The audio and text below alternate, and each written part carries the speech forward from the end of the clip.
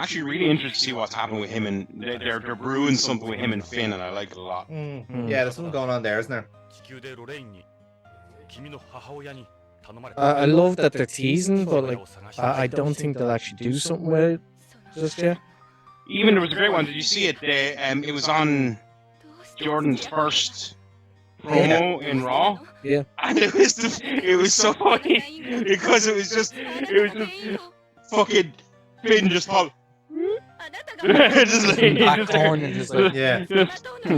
Another Irish boy here.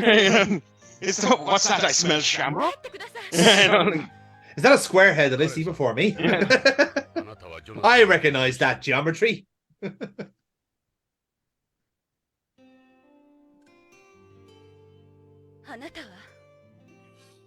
So this is us going to the Hojo household and meeting Lorraine, who we would have seen previously on the news. But she is rather pissed off, considering that basically she blames Jonathan for her mother's death, because obviously she went back home to see him out and got blown up over there. So you can kind of understand her problem, because her dad's missing for 3 weeks. Her mother got blown up in a terrorist incident, essentially, and she's dying because she needs a bone marrow transplant, and no one's applicable. Well, so she's kind of fucked. With Mel Gibson and Danny Glover. I don't know.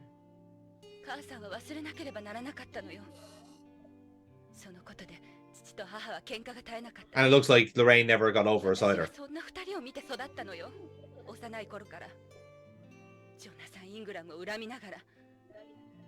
This also has to be quite jarring for Ingram himself, because like, when he opened the door, like he automatically assumed it was Lorraine, just because like the daughter looks exactly like her. It was like he's been out of like fucking time so much that now like his wife's daughter is a spitting image of her. Why are his lips so white? As in Ed Brown's? No idea. It's I guess the contrast? I don't know. He didn't use his lotion. Yeah, that's it. It gets very dry in space.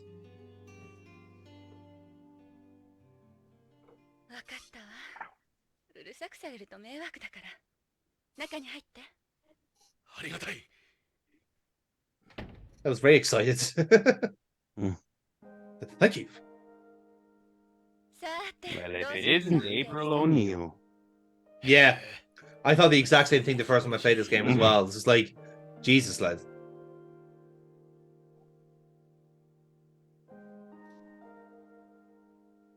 Incidentally, Kojima accurately predicted Fitbits, medical bracelets. Yeah. It's weird, like how like he sometimes like just predicts things very on the ball, and then some stuff he goes like, okay, that is actually too ridiculous. And then like 5 years later, it's like, oh, for fuck's sake, he did get it right. I think Kojima, like, I have a theory that like Kojima just loves like reading up patents, and then any patents he likes, he throws into his games.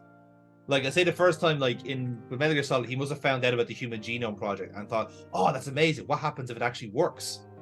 You know, whereas like eventually it will work. That is like the core basis of his entire series. Yeah, exactly. Is the gene modification, and then once he kind of acknowledges that shit doesn't really work as quick as he wants, he just goes, okay, then how about nanomachines? Then nanotechnology is a thing. It's like, well, yes, it is technically a thing, but we're not at the stage of making nanites, is what he means, not nanomachines. Very different. Fox. Die! Again, the best part about the games is just having to bow to Kojima's assumed science, because once you literally apply, again, this is the worst thing about being from a science background and playing a Kojima game, is that if you apply one little bit of scientific thinking, it goes, actually, no, that doesn't work at all. So you have to literally just like abandon it all when you're playing a game and just indulge yourself in it. What was that brilliant fucking... Oh, maybe you can remember. That Darryl O'Brien joke. About a movie he was watching. Oh, what was it? 2012. 2012. Yeah, and he was saying it was one line that made, like, he said, it's just... Because the tree knows that you are mutating. Yeah, because Darryl O'Brien, again, has a science background. He is a master's in physics. Yeah. So like he's like legit on this shit, and he's like this. I can't remember what he said. He's like, it's something like it's. The neutrinos are mutating and they're heating up the planet. Yeah, and he said like that's like saying something fucking ridiculous. And it's like something fucking stupid. Yeah. Anyway. But you know, it is right. Like it always happens when like someone like hears of something interesting and takes the completely wrong end of that stick. You know. But there's certain times like that, like even like you know. I'm sure it happens to you as well, Foxy, and everybody, like, where, you know, you'll be watching something that you actually are well versed in. You know quite a lot about it, and then the thing you're watching will just get it completely wrong, and you'll go, what? No, that's not. It makes me irrationally angry. Yeah. And just like, that's not how that fucking works at all. What the fuck are you doing? No! And they'll probably fuck it up just by, like, so as an example, they probably have the facts, but they use it in the wrong context, so therefore, like, it throws their logic completely off kilter. Yeah, this makes no fucking sense. So like, you know, one of my favorite lines of all time. And then that's it. It's just right. That's it. That's how. That's gonna explain why we're going to this weird fucking place. I'm gonna say a line here. What age are ye? What age are ye? 31. Yeah, you probably are in the age demo, possibly. For having seen this, I'll say one line, and you'll know what I'm talking about if you know it. I have to get on my best. So this was done in. Do you remember Bewitched? Not Bewitched. Sabrina. Yes. Do you remember Salem, the cat? Yes. Mm-hmm. Okay, that voice. Yes. Saying, I know where you're going with this. She's a stunt granny. She's a stunt granny. She's a stunt granny. I'm watching that now. Infuriates me.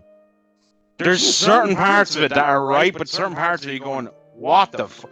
Who the fuck? Firstly, it's like this Booker in Shadow fucking giving away secrets. That is very clearly Harley fucking Race. Harley Race, right, yeah. right. And but there's one moment in it that is oh yeah, they're talking about, ever see those signs at a wrestling show? All those fans sure put in a lot of work. And then it says, no, the Booker sits at the queue handing out signs. It's like, what world have you gone to? That Booker has taken the time to make signs for everybody and hand them out for free. Not little signs saying like fucking J section or anything like that, right? Not that type of shit. I'm talking about multiple different signs to fill up the entire area. Am I talking out of turn when I say I'm nearly sure the guy from CCW did that with his plants? So like he'd have someone with a post. That guy's a joke. I never worked for that guy. When I heard he was a joke, so I don't. Oh, hello. You want back up, do you? Like I'm nearly sure he had like plants just so he can see them in the crowd and have rows with them to add to the storyline. Yep. Yeah. No, he did. Were they stunt grannies? This guy was a stunt drug addict. I'm all for the occasional plant. Then again, it could have been worse. Could have been like a promoter getting into an argument with a recovering addict, like on the middle of a show. Oh no, Foxy, that would never happen. Wait, what am I missing? Why are we talking about that would never happen. Like that is as ridiculous as that happening on their biggest show called DCW. Oh shit, DCW Mania. Dennis, I purposely said this because I knew it set off John. Oh fuck me! I know he remembers it well. I was there. I fucking God, that was Ring Crew. Yep. Ish, technically speaking. I kind of just got roped into it. Yeah. Can you, when we're done recording, can you bring up this subject again? Because there's something I want to ask you, but I don't want to ask you while it's recording, please. Okay. Certainly. Judy, no. that will come after dark. Yeah. I have a memory of I have memory like a sieve. I need to be reminded of certain things. Gotcha. I barely respond to my messages because I forget that I've actually gotten. Oh, I know, Dennis. Oh, it's not just you. It's literally my family and friends. Oh, I know. It's nothing again. I tell everybody, don't take it personally. It's just a reflection of who I am as a person. It's just like, I've said that multiple times to me already. To be fair. yeah. It's not. I will look at a message or I'll look at the notification of a message and I'll go, oh, cool, okay, right, and then I'll go back to what I'm doing and I'll forget completely that message came by, and I might see said message 2 days later and go, oh fuck. and respond. Oh no, then. my problem is that I think I've replied to it, and I move on with my life. That has happened to me as well. Yeah. And then I'll go, and it has been stuff like, where somebody has said, oh yeah, you're meeting up for coffee or something like that, and I'll have thought, I've gone, yeah, cool, and then it'll be like, oh man, where are you? Go, yeah, you never responded back to me. Uh-oh. And then I'm ticked because I've gone to the coffee place to meet up with the person. They're not there, obviously, and now I just have to have delicious coffee on my own. Oh. See, another thing that Kojima has accurately predicted: high definition TVs. This was back in '94, where HD wasn't a thing. So he actually did 100% accurately predict that type of TV. Not so much his idea of furniture called Chaos Sofas, which change color based on your mood. That would be awful. Yes. Like, imagine if you're fucking depressed and just like your whole like suite just turned to brown. Yeah. Like walking in on your like significant other and like everything's grey, going, okay, what happened? Yeah. What's the gauge on it? Like, what if you walk in, you're feeling great, and then it's all like dark grey, and you're like, oh no, I thought I was feeling okay today. What's going on? You know? It also is completely like impractical as well, because like what's setting off the emotion detector here? Are you setting off a pheromone? Are you breathing into a sensor? Is there like an endorphin reader in the back of your neck? Like, what the fuck is this? You know? I remember when I was a kid and having like mood rings and shit like that. Yeah, it's like a mood ring, but as a furniture. Like, and you used to think they were the coolest thing ever, and then you get older, it's just like, yeah, it just changes based on body heat. That's it. Yeah. You know? Now, like I said, if this was body heat changing like couches, that would still be awful, because you just have a shape of your arse, a different color. Yeah, exactly.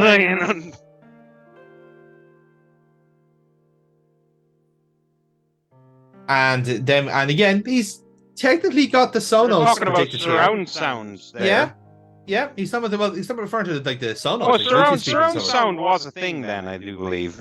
Yeah, like it was a lot more clunky, but it was a thing. It was there, all right. Yeah. Any games that kind of had Dolby on the books had surround sound. Yeah.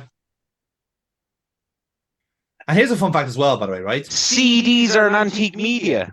Yes. I mean, that's true now, but still. It is true. Yeah. Oh my God! You know what broke my heart? Did you see that thing that there's a museum exhibition that's literally our childhood in a museum. But in fairness, it makes you feel so fucking. I need to send it to you because it'll make you feel so fucking old. Like literally, I looked through it and I was like, I had everything there, and I never felt older in my life. Yeah. Just noticed there, that's pretty cool. Snatcher. Yes. OBC. This is the theme song to Snatcher, yeah. But it's also been redone by the Konami Kakueka Club, who do all the remixes and refits for their games. So in fact, the Kukuea Club, I can't, forgive my pronunciation, I can't get it right. But a lot of their music goes into MGS4 for the iPod. So you'll hear a lot of their stuff. And pretty much the entire soundtrack is actually here on this wall. And hilariously enough, this actually takes up 60% of the disk space. This one segment here takes up 60% because it's all audio. Jesus. Yeah. And Kojima insisted that it's here because he wanted everything to be a different album and like listen to different music. So it's all different, like parts of the OSD, a few bonus remixes and stuff like that. And there's also references as well. We found Snatcher already.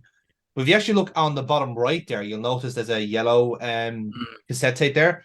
That's the other game, his first game. Penguin Adventure, yes. Yep. So references everywhere. Yeah. He loves his own references. He does. Again, you could like people do make the argument that all of his games live in the one universe, and technically speaking, they could, because there's certain separations that like this is far and away separated from the time wise. This is like 30 years after the events of Rising Revengeance, which came after the Guns of the Patriots, and Snatcher is a little bit beyond that, and then the last 2 games in that timeline would be Zone of the Enders, which is just a love letter to every mecha anime you can think of, like Neon Evangelion, Gundam, the whole lot. It's just a love story to those shows, and that's set like 200 years in the future. So, technically speaking, everything can fit in the one timeline. Okay, I could only find a couple of pictures, like 2 pictures, but I'll send them to you anyway. It's not the same impact as I wanted, but you'll get the idea. Yeah. But like I said, that it always resonates with me, like when, like, because like legally speaking, a vintage car is something that's 25 years old. So literally anything from 1997 is technically a vintage car. I'm thinking no, a Subaru Impreza is not a vintage car. I'm thinking like, no, it's 25 years old. It is absolutely a vintage car. You know, that's what it's the little small moments like that makes you feel old. Like, it makes you like I can still remember having that phone, the Motorola Razr. Like that was a brilliant phone. Yeah. Oh, that's a cracking phone. And then Call of Duty as well. Slightly annoyed that like that's the game they pick for like, oh here, look at this significant piece of fucking modern art. Modern Warfare was though, that was everywhere though. That was it was a very ubiquitous. I didn't like it. It wasn't my cup of tea, but I can appreciate it was fucking everywhere. Yeah, very true. Yeah. Now, so this is what I was talking about when it came about family names and crests, right? This is part of a very big puzzle later on, and Hideo Kojima strikes again with this one, right? Because the year was 1994, 1996. If you played any point-and-click game in that era, you had a big fuck-off game manual that had copy protection in it. Aha, okay. So, basically, in this, you get a sample, a set number of family crests. So, to solve the rest of the puzzle that we find later on, you have to have the game manual that gives you all the other crests. So, oh my god, he loved doing that, and like the same way he did with the codec and Meryl's number. Meryl's number's on the back of the CD case, yeah. And that joke, that bit itself is actually recycled from the MSX game Metal Gear 2. Oh, is it really? I did not know that. Actually, I would love to actually one day we should actually play Metal Gear 2 Solid Snake, for the channel, because what you'll find is that most, if not all, the puzzles from Metal Gear Solid. Wait, Metal Gear Solid's. Oh, sorry. Yes, the original MSX games. I thought you said Metal Gear Solid. Sorry. Apologies. No. Yeah, the predecessors. Because most, if not all, the puzzles from Metal Gear Solid are actually redos of the stuff from the MSX. Oh, really? Such as? Yeah. So the first game has the dummy walls. You know, for like the walls sound weird. You've got that, so you can bond them. What else there? So yeah, the codec one is another one. In fact, actually, the codec changes. So if you're trying to keep contact with Campbell, the codec changes over the game. So the first time it's in the back of the CD case, and that's how you find the name of your contact, Holly. So there's not Meryl in Well, that makes sense because she wouldn't have been born. Well, yeah, he's a different character, but she fits the same role. Yeah. She would have been very young at least. Oh god, yeah, no, she wouldn't have been. Well, isn't she Campbell's daughter? No, Campbell's niece. No, she's Campbell's daughter. She is daughter. Yeah. Is it not niece mentioned at the start and then it's revealed she's a daughter or something? Yes, exactly. Yeah. Yeah. In fact, if Meryl dies during the torture scene, Campbell reveals that it's actually her daughter all this time. But so we have that, and I think even in the Game Boy version, the female character of that, who's hilariously called Kris Jenner, is her codec on the back of the CD case as well. So it's just a trope that you have to find the love letter. Okay, that's fine. So there's one. The other one is there's a segment in the game where you have to follow rats to get to A to B. So that's actually very, very early on in Metal Gear Solid. Yeah. Yep. Master Miller is in the game as well, so he helps you out with certain things. Actual Master Miller. Actual Master Miller not, this time, yeah. Not Liquid. Not Liquid Snake in disguise. Mhm. No. Who literally just had a pair of sunglasses on. And the Palkey. The Palkey. The Palkey where you had to change the temperature. Yes. Now, in Metal Gear 2, in Metal Gear I used 2, to hate that fucking mission. there's a character in there called her name is Gustava, I think it is. She's an ice skater turned spy, and she basically dies in the process of the game. And basically she's our sniper wolf.